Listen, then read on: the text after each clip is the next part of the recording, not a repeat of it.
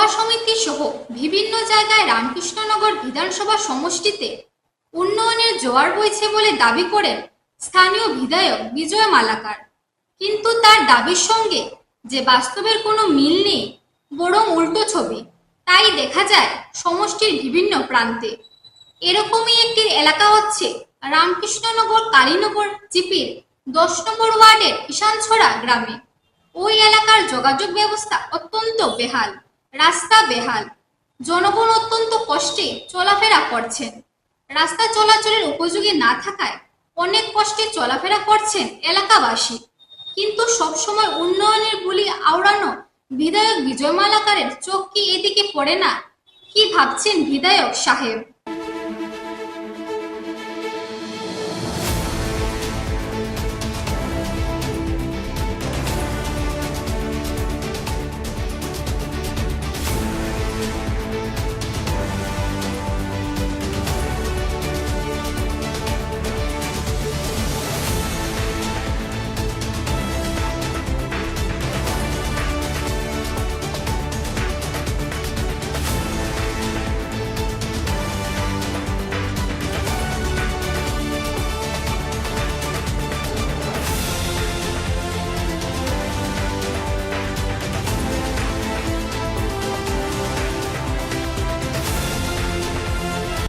আমরা এখানে 6-7 পরিবার আছি।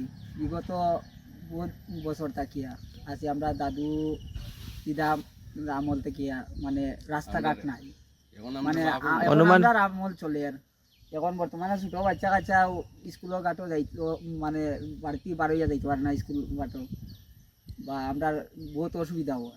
আমরা মানে আমরা সবাই মিলিয়া বিধায়ক বিজয় মালাকার কাছে স্যারের কাছে অনুরোধ জানাইলাম যাতে আমরা রাস্তাঘাটটা একটু বানাইয়া দিন। জিন্দগি গেছে, রাস্তাঘাট হইছে না, আমার বাবারও জিন্দগি গেছে, রাস্তাঘাট হইছে না, এখন আমরার জীবন চলে। হ্যাঁ, এখন নেক্সট জেনারেশনও আইয়া পড়ে। এই রাস্তাটা খেনে হয় না আর কি, এই রাস্তাটা তো খেনে হয় না, এটা কিন্তু বাগানের এরিয়া পড়ছে শুনছি, এবার কি বাগানের রাস্তা দিকে পড়ছে। তো এটা অন্য অন্য বাগানের ভিতরে তো দেখি আমি কাজ ও মানুষে করে, এই রাস্তা দিকে আর কি গ্রামেরও আরো মানুষ যাতায়াত করে। হ্যাঁ, বাইরা মানুষও আয় যায়, আমরা মানে রাস্তাটা ওর না। স্যারের কাছে অনুরোধ রাস্তাটা যাতে অতি দ্রুত তাই একটু দেখার লাগে।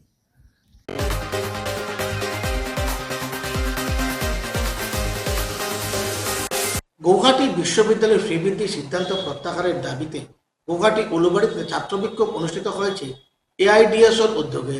সংগঠনের সম্পাদক হেমন্ত পেগু এই সিদ্ধান্তকে ছাত্রবিরোধী বলে আখ্যায়িত করেছে। বর্ধিত ফি প্রত্যাহার, স্থায়ী শিক্ষক নিয়োগ এবং সরকারি অনুদান বৃদ্ধির দাবি জানিয়েছেন তিনি।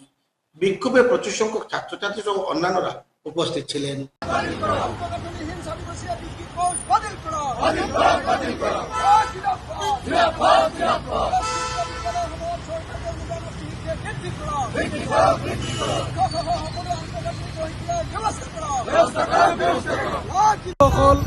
সদ্য রায় ইতিমধ্যে আপোনালোকে গম পাইছে, যোৱা 27 তাৰিখত গুৱাহাটী বিশ্ববিদ্যালয়ত যি এটা অভাৱনীয় এটা পৰিস্থিতি সৃষ্টি হ'ল। অযৌক্তিকভাৱে আৰু অগণতান্ত্ৰিকভাৱে হঠাৎ কৰি যি ইণ্টিগ্ৰেটেড স্নাতক কোৰ্চ, এই স্নাতক কোৰ্চত 100% ফিজ বৃদ্ধি কৰিলে।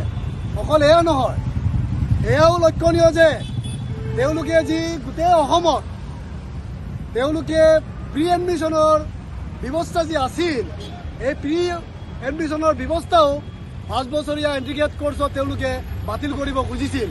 যেতিয়া ছাত্ৰৰ মাজে ইয়াৰ বিৰুদ্ধে গোটেই বিশ্ববিদ্যালয়ত আন্দোলনৰত হয়, বাধ্য হৈ পিনি তেতিয়া বিশ্ববিদ্যালয়ৰ কৰ্তৃপক্ষই তেওঁলোকে ঘোষণা কৰিবলৈ বাধ্য হয় যে এতিয়া তেওঁলোকে ইণ্টিগ্ৰেটেড 5 বছৰীয়া যিটো কোৰ্চ, এই কোৰ্চত প্ৰি এডমিশ্যনটো বাহাল থাকিব। কিন্তু লক্ষণীয় বিষয়, অত্যন্ত উদ্বেগৰ বিষয়, এই ফিজ বৃদ্ধিৰ ক্ষেত্ৰত আজিলৈকে তেওঁলোকে কোনো সিদ্ধান্ত লোৱা নাই। আপোনালোকে সকলোৱে জানে, যেতিয়া জাতীয় শিক্ষানীতি 2020 প্ৰৱৰ্তন কৰিবলৈ লৈছিল, আমি তেতিয়াই আৰম্ভণিৰ পৰাই কৈছিলোঁ এই জাতীয় শিক্ষানীতি 2020 হৈছে শিক্ষাৰ প্ৰাণ হত্যা ধ্বংসকাৰী।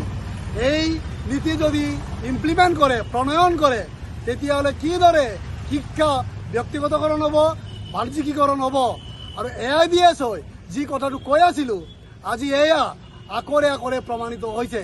আজি দেখা গৈছে এই যে NEP 2020 প্ৰৱৰ্তন কৰিবলৈ গৈ অসম চৰকাৰে গোটেই ভাৰতবৰ্ষত তেওঁলোকৰ ক্ৰেডিটটো দেখাবলৈ গৈ বিশ্ববিদ্যালয়সমূহক তেওঁলোকে জোৰ জবস্তি কৰি NEP 2020 প্ৰৱৰ্তন কৰিবলৈ বাধ্য কৰাইছে।